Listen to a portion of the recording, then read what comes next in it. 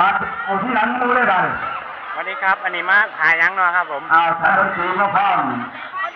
ถอยให้มูพร้อมควันเดี๋ยวมาถอยให้มูพร้อมควันอันนี้คนท้องวะครับเพราะว่าเวลาเขาเดินระวังเลยนะครับผมจะเกิดไปแล้วเดี๋ยวลูกในท้องทีนี้ปัญหาฉะนั้นเพื่อกระชับขั้นตอนถ้าดนตรีว่าขั้นตอนก็ถอยให้โอ้ถ่ายตอนไหลหมดแล้วเนาะ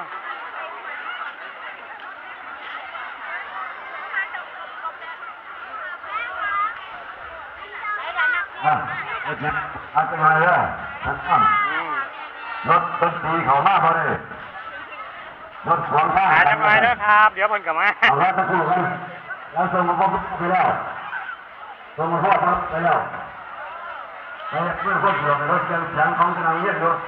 รถพ่อยังดูดนตรียังมีน้ำพอบัดมือแจมบ่เรียกนั่นเลยน้ำตาเดียวน้ำมันแจกข้าวกันเอาว่ากันใช้ถึงจะ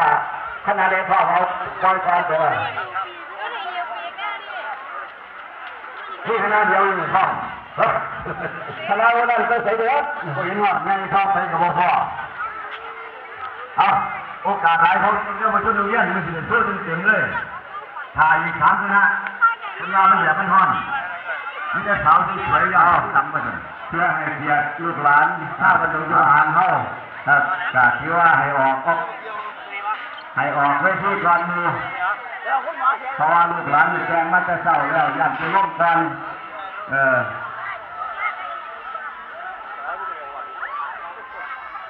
ผู้ใหญ่ลูกหลานเขาได้กินของกินน้ำเพราะอะไรนี่จะมาเศร้าเลยนะเวลาบอกตัดทั่วบ้านไปลูกท่านเป็นลูกท่านจานเองเพื่อผู้คนสวยอยู่บ่นอกจากดนตรีก็พร้อมแล้วให้มาให้เยอะลูกหลานนั่นมาให้ลูกหลานกินกันแน่เดี๋ยวจะไปร่วมกันท่านน้ำมานั่งกินแน่จะค่อยต่อทำมาตั้งแถวบ้านลูกที่ไหนหลายคนที่ที่ดิน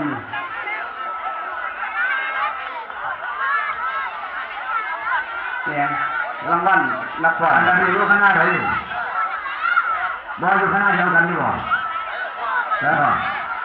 บริวารหน้าคนละขั้นก่อนเดินโย่พักยันซื้อมาฟังกัน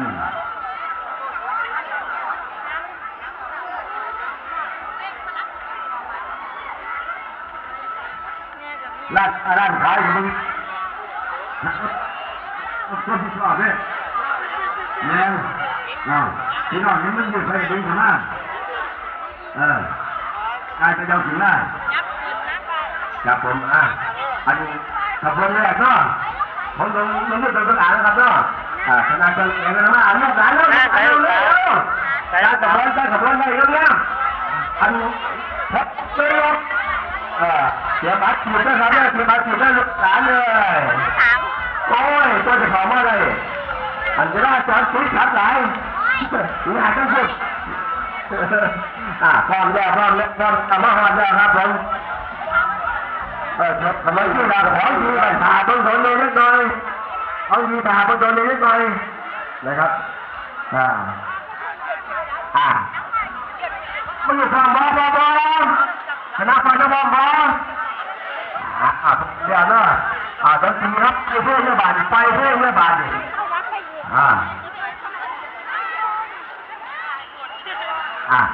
ไม่นารถแต่ก็จะไปเพื่อนบาทเรื่องเด้อ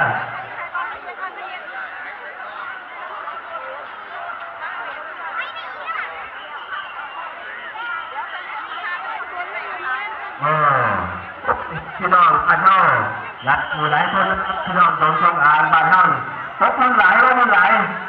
นะทีนี้นะครับเป็นชื่อคณะนะครับเนาะมหาคณะฟอนคณะฟอนบูสอันนี้คณะฟอนเน็ตบัตรนะครับน้องเปิดหัวให้ครับผมเนาะครับผมคณะฟอนนะเตรียมตัวนะครับต้องยันเอาพอดี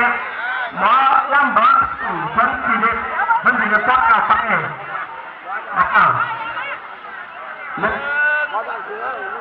2 3ไปขึ้นครับผมท่านบอกว่าเนี่ย